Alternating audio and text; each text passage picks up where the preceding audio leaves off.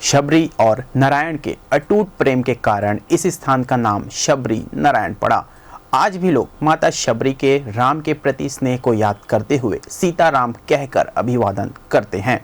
मान्यता है कि माता शबरी भील राजा की पुत्री थी और शबरी के विवाह में बारात में भेड़ बकरी का मांस परोसे जाने से क्षुब्ध होकर माता शबरी अपना घर छोड़कर राम भक्ति में लीन हो गई और इस स्थान में एक अक्षय कृष्ण वट है जिसके दोना आकार के पत्ता में शबरी माता ने राम जी को अपने जूठे बेर खिलाए थे। दरअसल जांजगीर चांपा जिला के नवागढ़ ब्लॉक में महानदी, जोंक नदी व शिवनाथ नदी के त्रिवेणी संगम में बसा शिवरी नारायण का धार्मिक महत्व आज भी है। तीन नदियों के संगम के कारण शिवरी नारायण को गुप्त प्रयाग भी कहते हैं।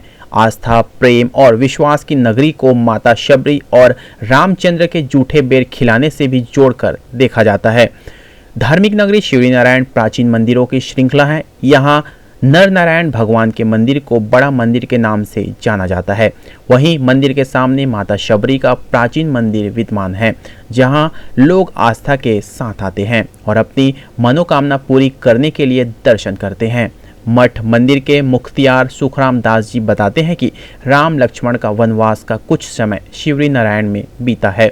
इसी स्थान में माता शबरी ने अपने जूठे बेर रामचंद्र जी को खिलाए थे।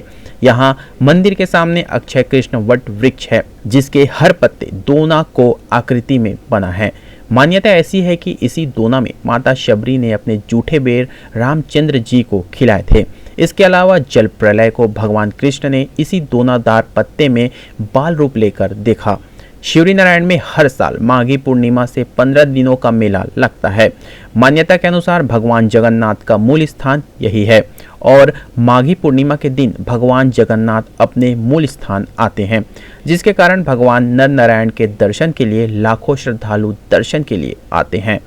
अभी शिवरी नारायण को छत्तीसगढ़ सरकार ने विशेष रूप से एक पैकेज की तरह बहुत अच्छी तरीके से सजाने का, संवारने का काम कर रही है।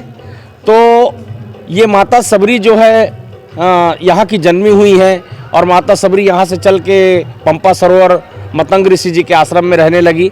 जब रामचंद्र जी की पगडंडी यात्रा जब शिवरी नारायण से हुई थी, यहाँ से चल के वो चित्रकूट गए, तब माता शबरी से उनकी मुलाकात हुई। वो राम भजन में लीन थे और राम को उन्होंने पा भी लिया।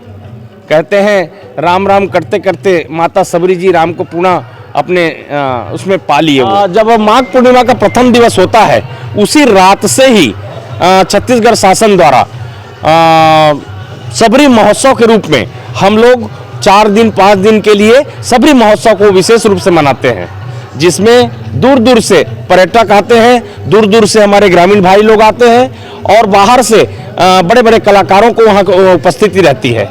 लोगों की भीड़ और उत्साह को ध्यान में रखते हुए छत्तीसगढ़ शासन के द्वारा 3 दिनों तक शबरी महोत्सव का आयोजन करती है।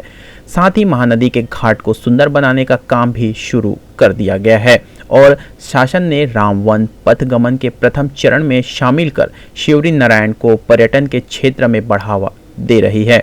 ग्रैंड गुम्बद न्यूज़ के लिए जांजगीर शिवरी नारायण से मनीष शर्मा की रिपोर्ट।